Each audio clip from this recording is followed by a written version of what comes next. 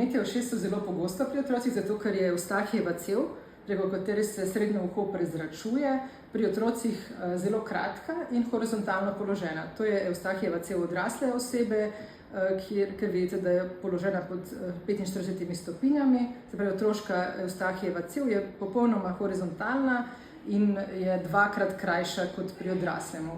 Eustahijeva cev se na eni strani odpira v srednje uho, na drugi pa v nosni del žrela. In ko imate vi prehlad, je pač sluznica v nosu in nosnem delu žrela vneta, otečena in pride do lažjega prenosa bakterij ob tej vneti sluznici v srednje uho kot pri odraslemu, se pravi, ker je pot dvakrat daljša. Pri otrocih je pomembno skrbeti za dobro prehodnost nosu. Ob prehladih se uporabljajo določena razpršila, ki nam pri tem pomagajo. Nos lahko otrok sam izpiha, lahko mu pomagajo starši s sesaljem, s posebnimi sesalci.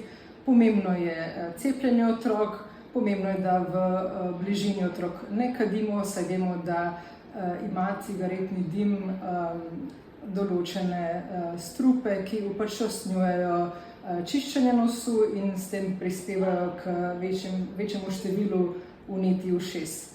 Od leta 2015 so v programu rednega cepljenja tudi cepljenje proti pnevmokoku.